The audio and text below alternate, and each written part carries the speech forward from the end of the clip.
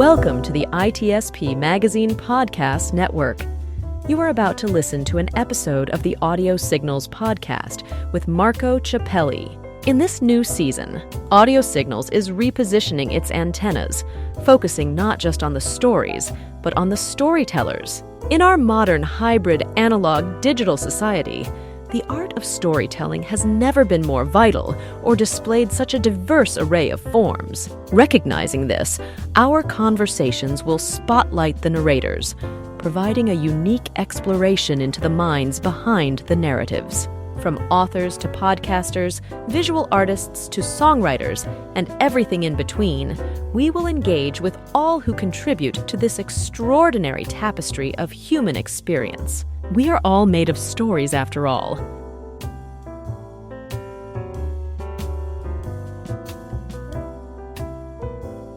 Hello, everybody. This is Marco Ciappelli. Welcome to another episode of Audio Signals podcast.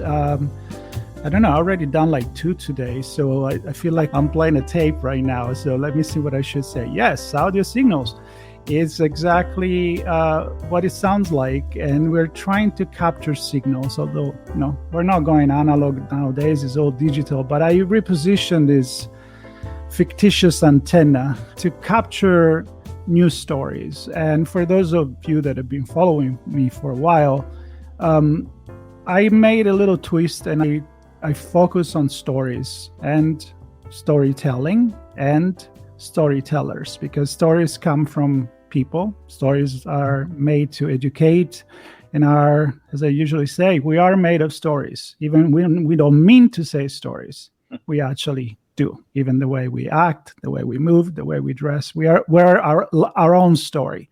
Now, there are certain situations where you may think a little bit more of a story in the standard way to think about a story. Usually it's a book, it's a movie, it's a radio show, a drama, as they used to do, and now we do podcasts, dramatized podcasts. So now that's the new radio show drama that used to be back in the days. But when you talk about books, you really think about stories. And today we're going to talk with a friend of mine, part of the Mentor Project, that wrote quite a few books. He is a physicist and astronomer. His name is Neil Comins. And for those watching, as I usually say, you have already seen him. He's right there. And for those listening, I'm not lying to you. He's right here. So we're going to hear his voice. Neil, welcome to the show. Thank you. I'm delighted to be here, Marco. Good. We've been trying to do this for a while. And I'm so happy because we see each other quite a bit. Once a week, usually with our meetings, and I've always been curious to ask you a few questions. So I hope you don't mind. That's what I'm here for. There you go. Well, I'm going to start with the easiest one, which is, who is Neil? I know you've done a lot of things, but give us a little background about yourself. Okay, sure. I am an astrophysicist, technically speaking. I got my undergraduate degree at Cornell, my PhD at what was then called University College, Cardiff, Wales. And my PhD was in the area of general relativity. And I was very fortunate to have a very good advisor. And we published a number of papers. And one of those papers was actually cited in a Nobel Prize lecture back in 1983. And so I, since then, have been at the University of Maine. And the backstory for that is that I grew up in New York, in the city and in Westchester County. And back in those days, it was a very rough area, especially when I take the subway into Brooklyn. It wasn't a question of, are you going to get robbed or mugged? It was when. And I didn't want to bring, and I was, and I didn't want to bring my kids up in that environment.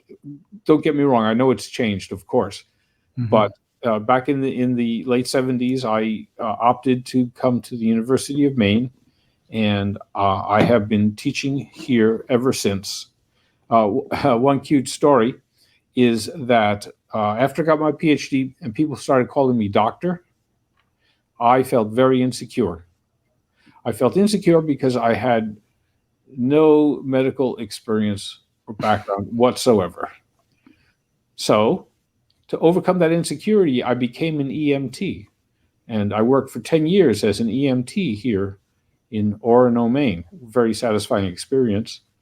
And that actually led, when I was flying back from Japan one year, back in the 2000s, a woman died on the airplane. And they said, well, if there's a doctor on the plane, would you please come to the back of the aircraft?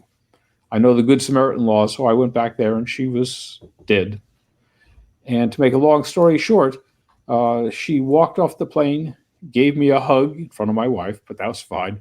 Gave me a hug, and that was payment in full. So becoming an EMT was a very satisfying experience for me. I have moved on to doing computer simulations, and specifically I'm interested in galaxies like our Milky Way and how they evolve. And things like colliding. It turns out the Andromeda Galaxy, which you can see with the naked eye if your eyes are good, is going to collide with the Milky Way billions of years from now. So anyways, it's a very interesting thing. And then I started writing books. And the backstory for that, and please stop me at any time. Oh, go. You're making it easy for me. So the backstory for that was that when my son James was, maybe 2 years old, he was asking questions like, what that? He wanted to know the names of things. And then he graduated by the age of 4 to asking why. And if you have had young kids, why? And I did my best to answer. Age 5, he graduated from there to asking what if questions. What if this sun came up in the other direction? Things like that. And I did my best to answer those. Anyways, one day I was sitting in my office here. You can see the background. And my colleague, Dave Batuski, walked in and he said, and I quote, we scientists think about the world too much the same, which isn't very good English, but never mind. So I said, okay, let's think about it differently. And my son's what if questions came to mind. And I grabbed the first what if question I could think of, which was, what if the moon didn't exist? And he and I discussed it for a few minutes, and I was hooked.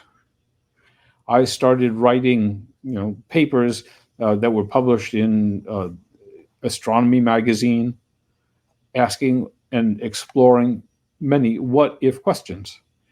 And that led to my first book, called What If the Moon Didn't Exist, which has actually 10 what if scenarios in it.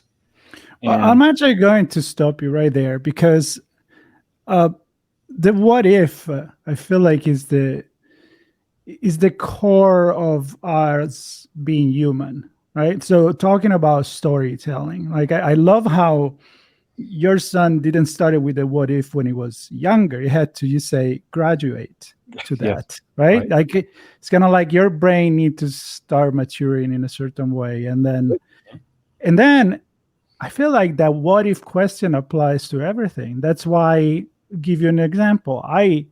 When I talk about cybersecurity, I talk about hacking a lot. And hacking is perceived as a bad thing.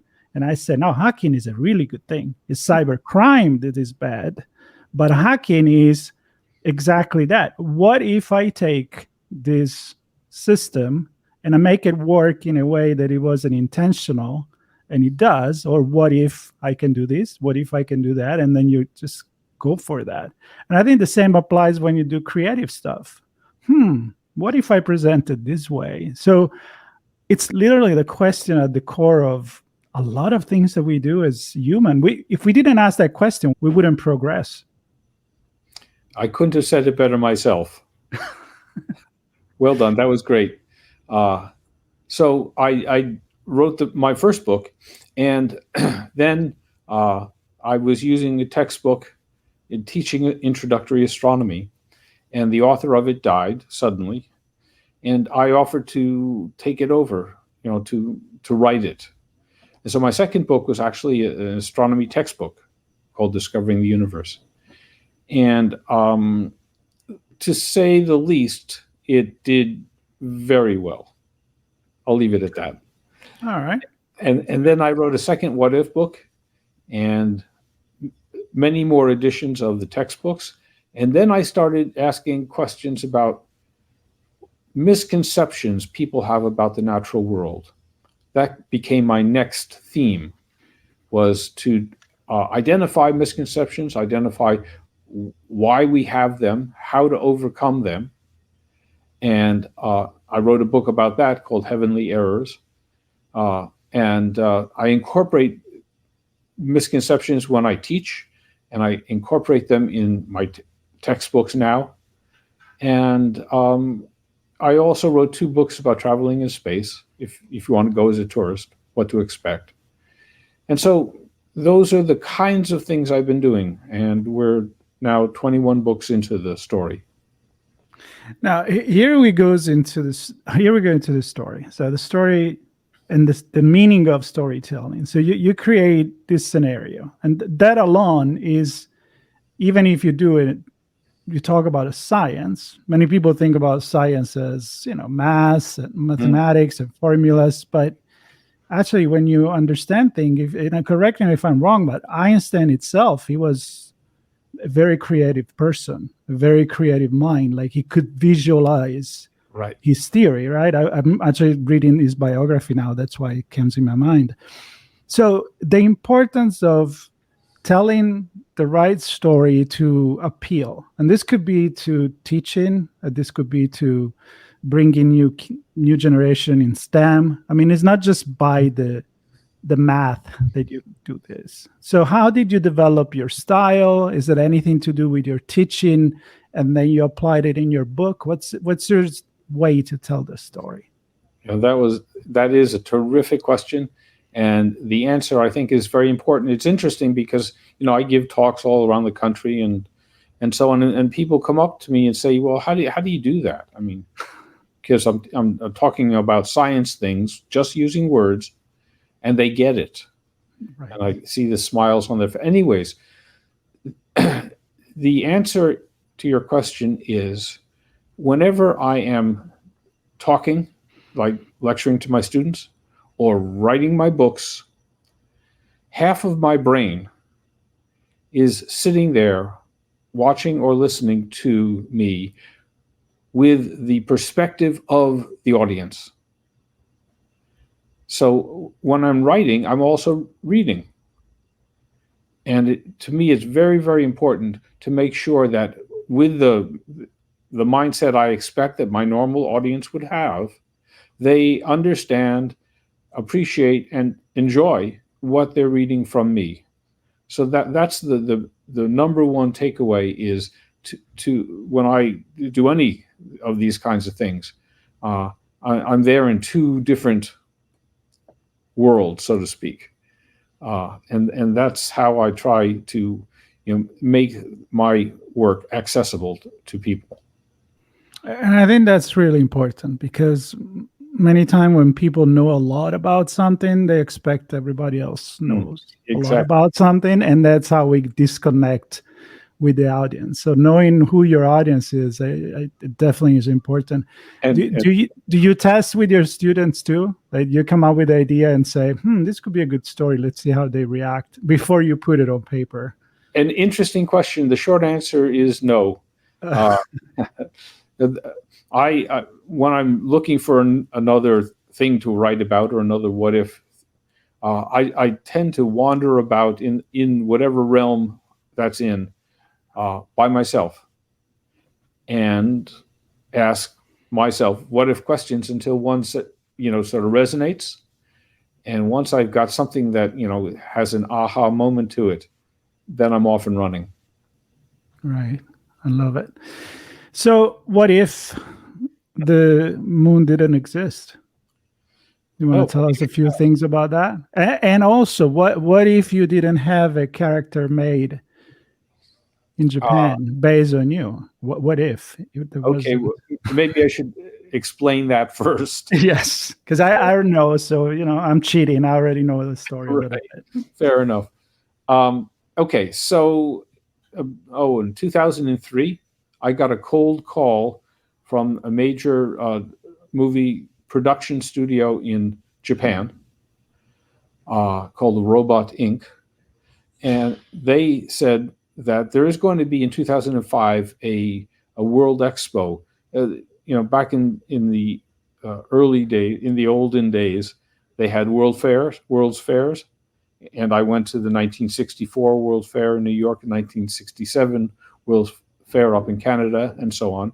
And at these fairs, every individual and every company and country has an individual pavilion based on a theme of their choice.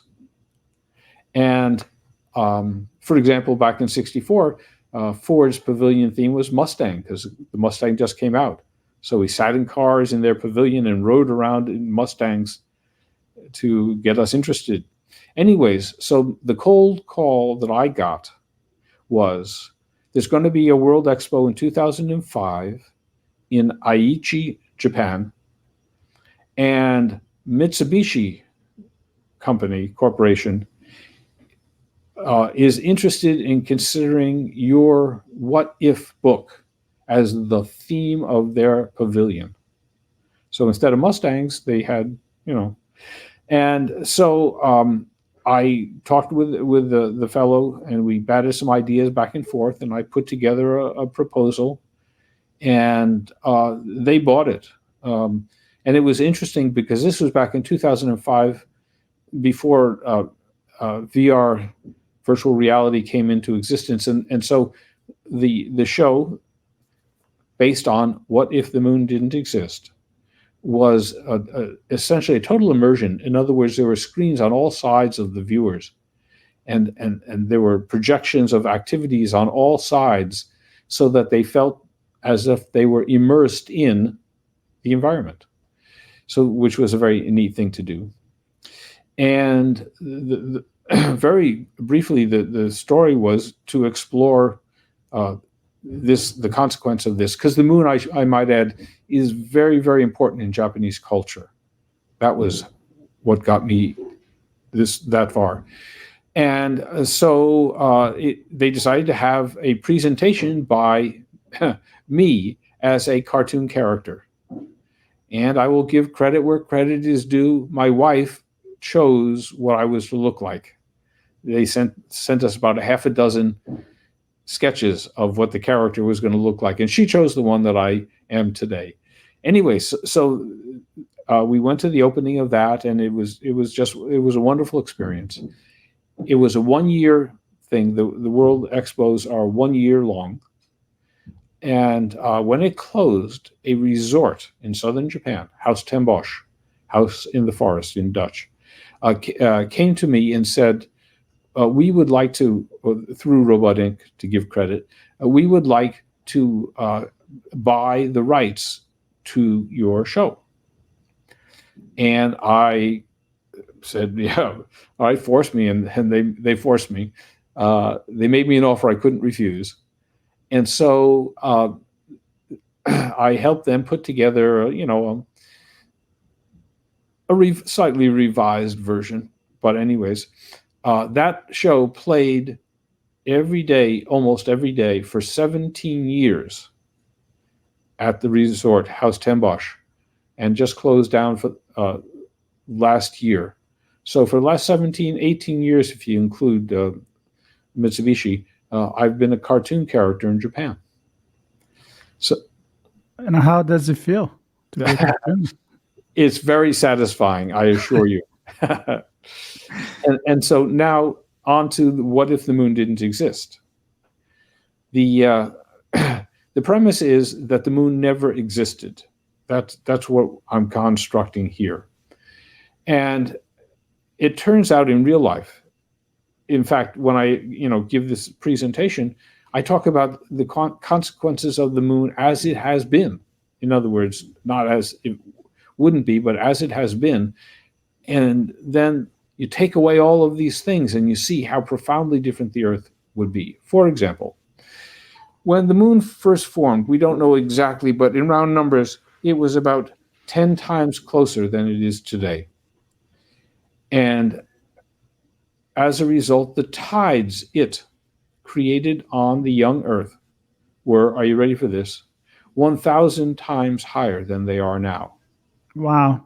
So 10, 10 times closer, but 1,000 bigger the that's tide because of the because influence. of the force of gravity. Yeah. It's 10 times 10 times 10. Wow. And therefore, like, in Maine here, where the tides can be, say, 20 feet high, they would be 20,000 feet high if Maine had existed back then, Wow. which would ruin your whole day if you were here in Maine. Anyways, the point is that that had a huge consequence for life on Earth, specifically those huge tides running in and out. And I'm sorry, I should also say that the Earth was spinning faster. Again, we don't know how fast, but maybe as fast as 4 times faster than it is today, 6-hour day-ish. And with the tides running in and out every 6 hours, the amount of the surface of the young continents that was scraped by those tides and that debris put into the ocean really sped up the ability of life to form in the oceans, because the building blocks were deposited as a result of those tides. So that was one of the major factors. Another factor is the Earth was spinning so fast that the high tide, and there are 2 high tides on Earth, one on the side of the moon, one on the other side. The high tide on the side of the Earth closer to the moon was actually ahead. The Earth was spinning so fast that if this was the moon and this was the Earth with a high tide, the high tide is ahead of the moon. And this water here, has gravity. And the gravity of the water is pulling the moon, like a ball on a string. If you have a ball on a string, you start spinning around, the ball will spiral outward. That's exactly what the moon is doing. The moon is spiraling away from the Earth as a result of the tides the moon, creates on the Earth. And in fact, I mean, one of the things that I'm often asked, well, is it ever going to leave the Earth, the moon? And the answer is no. Because at the same time that the moon is spiraling away, the Earth is slowing down. Why? Because the Earth is giving the moon energy to spiral away. It's like you would give the ball on the string energy by spinning around. And that energy has to come from somewhere. And the energy that the moon gets from the gravity of the high tides comes from the Earth's rotation, because the high tides are trying to get back under the moon. And then as that high tide water moves westward, and it bumps into these nasty continents. And as the water bumps into the continents, it slows the Earth down. So the Earth, going from, let's say, 6 hours back then to 24 hours now, it continues to slow. Eventually, the punchline is the moon is going to be much farther away, but the Earth will be spinning at the same rate that the moon is orbiting. And from then on, the high tide here and the moon will be lined up, and therefore there won't be any more pull from the high tide on the moon. So that's going to happen, and it's going to be billions and billions of years from now, so don't worry about it. The sun is going to blow up before then anyway, so no big deal. No big deal. So the point is, if the moon didn't exist, all these things that you described, Very good, phenomenon would not happen. So in simple world, it may even be that we didn't have life. Good. I'm making a guess. Yeah, exactly. I mean, life would almost certainly have evolved, but the main source of the minerals in the ocean that life evolved from would come from river runoff and from the sources of heat and energy coming out of the bottom of the ocean in some places. But if you add up all of those minerals compared to the minerals that the high tides made, it would have taken millions of years longer, at least, for life to have evolved, number one. And another thing is that the rotation of the Earth would be, close to what it was back then. And the reason I say close is because the sun today creates 1/3 of our tides. And therefore, there would have been a little slowing. But, the day would be, let's say, 8 hours long, not 24, if the moon had never existed. And as a result of that, you can then look at the wind patterns from the heating and cooling of the rapidly spinning Earth, and you would get completely different weather patterns than we have today. And from most of what I've been able to figure out, they would be much nastier weather than we have now. Wow. See, this is the typical example of how you made it very easy to understand. Given I like space, I read, and I'm passionate about it, but I'm far away from that. I'm a doctor in political science, so don't call me for help on a plane. But I'm passionate about a lot of different things. But of course, then I hear you, and I'm like, Eric, you just made it so easy to understand, I think, for everyone. But also, as you're doing this, and I'm going to reconnect to the storytelling, I've asked myself a lot of questions, and I had a lot of scenario that could inspire very easily a ton of sci-fi movies. And I'm connecting to the fact that you've been consulting, if I'm not wrong, with many TV and radio science shows. So we know that some book and stories and movie are based on completely fictional world. Tolkien created an entire Middle Earth, and you can't go and tell him that cannot exist, because it's like, no, it can, because I want it to exist. But other times you try to play with the real science, you try to play with real history, maybe you have an alternative history, fiction, and so forth. So what is your relationship with very creative mind that maybe want to create and go away too far from reality? Are you a fan of complete fantasy, or your science background always brings you back to that's too much? No, calm down. Absolutely. No, that's a really great question. The short answer is that when it gets too far away, I put on the brakes.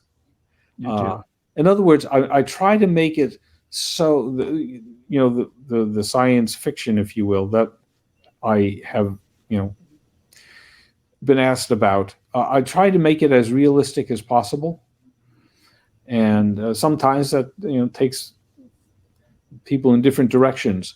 But when it gets to be complete fantasy, and don't get me wrong, that's a nice genre.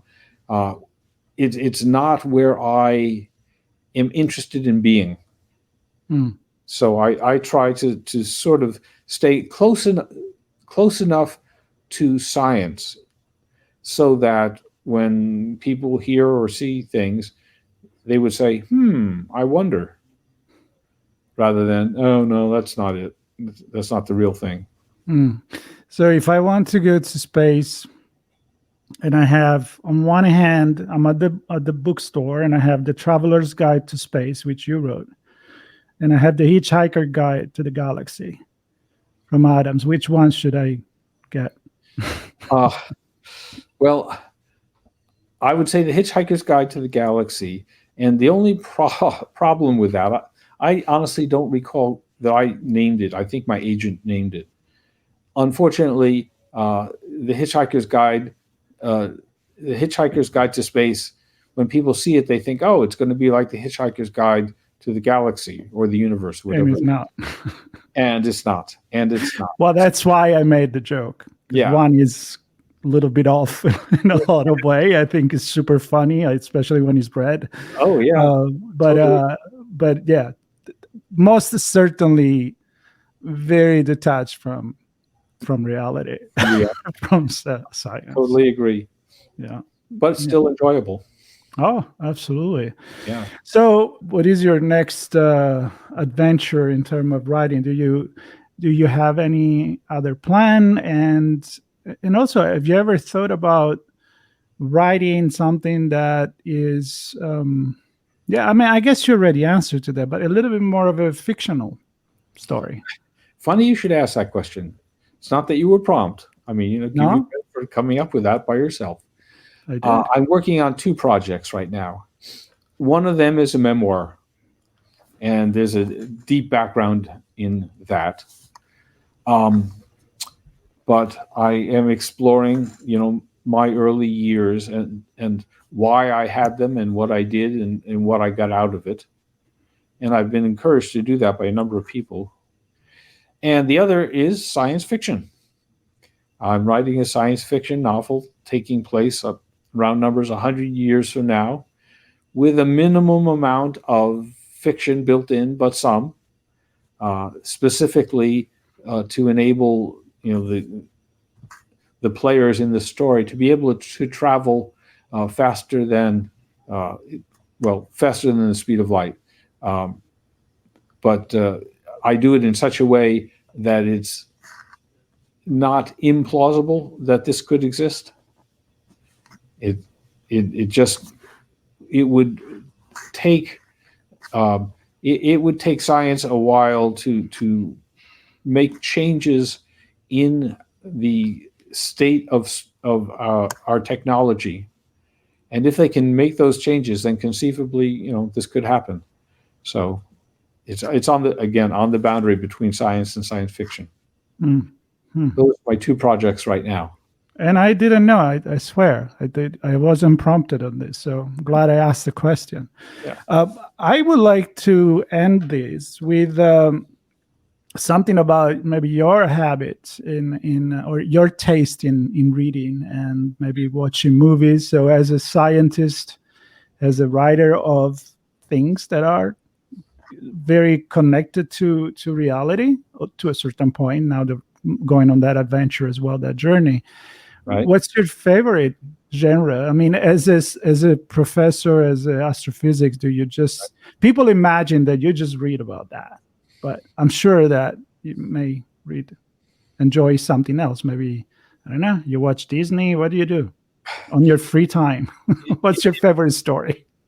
If I had free time, I would. If I had question again, an if question. Right. What if I had free time? Yeah. No, the realm that I like reading in most, when it's not hard science, is the history of scientists, the history of Einstein, the history of Niels Bohr, the history of Isaac Newton, and so on and so forth. It's just interesting to see, where they came from and how they got to where they ended up. I find that very interesting because, quite honestly, in some cases, it could potentially help move me forward. So that is one of my major areas or genres, other than, as I say, other than the hard science. I also read books or materials by people like Neil deGrasse Tyson. Oh yeah, I love Yeah, that. we met 1994 on a bus in San Diego. This gentleman comes up to me and he says, "Excuse me, are you Neil Comins?" I said, "Yes." He said, "Hello, I'm Neil deGrasse Tyson. Nice to meet you." And we've been friends ever since. I So, love it. Well, he's definitely one of those that inspire me. I love his shows. I when I scroll through Instagram, often Instagram knows me better than myself. Once you start watching a few things, he knows you play the bass and that you like Neil deGrasse Tyson quotes on the astronomy. So he's another one of those person that another guy, professional like you, that just breaks it down, right? It makes it interesting. He's an excellent storyteller, and so are you. And there is another guy, I don't remember his first name. He's Cox is his last name. He's from the UK. He's also in astrophysics, and he had a show, and same thing, like kind of the same style, a little bit more rock and roll looking type of guy. I think actually used to sing in a band or something. But anyway, again, it doesn't have to be boring, and that's the difference, right? When you look at that. And one last note on the biography, I didn't grow up reading biography, but I got really interested in that, and especially Isaacson biography on Einstein, which is the one I'm actually reading now, the one on Steve Jobs, the one on Leonardo da Vinci, which is excellent. And it just makes you contextualize things when to do what they could with what they had, right? They didn't have computer. They didn't have all the data, the now generative AI and all that. But their head was so ahead of the time that probably a lot of people thought they were a little nuts, to be honest. Fair enough. One last cute thing. I was approached concerning in the realm of what if the moon didn't exist. I was approached by a fellow at the University of Illinois, Chad Lane, who asked if I would work with him to get an NSF grant to incorporate my what if scenarios into, you ready for this, Minecraft. I can see that. We have been doing that for several years now, and also creating versions of Minecraft with exoplanet properties. And that's been doing very well. It's well received, shall we say. I love it. See, I'm telling you, what if is the question. And what if I had this entire conversation without Neil next to me? It would have been damn boring, but it wasn't. So, Neil, I want to thank you so much for taking the time. Again, I know you're super busy, and I'm excited for all your upcoming project. And door is open. Anytime you have a new story, I enjoy listening. I'm quite sure the audience did the same. So I will put all the links to your books and a way to get in touch with you on the notes on the podcast or YouTube if you're watching us there. And subscribe to Audio Signal Podcast so you can get more story like this. There's a bunch coming up. And Neil, again, anytime, come back. Good luck with your new venture. And I think I have to read that If the Moon Didn't Exist. So I'm gonna go get it on Amazon. I'm sure I will. Take care, everybody. Thank you, Neil. Talk to you soon. Bye.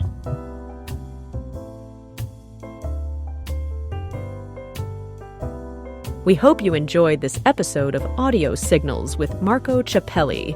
If you learned something new and this conversation made you think, then add this show to your favorite podcast player, subscribe to our YouTube channel, and share the ITSP Magazine Podcast Network with your friends, family, and colleagues. If you represent a company and wish to connect your brand to our conversations and our audience, visit itspmagazine.com to learn how to sponsor one or more of our shows. We hope you will come back for more stories and follow us on our journey.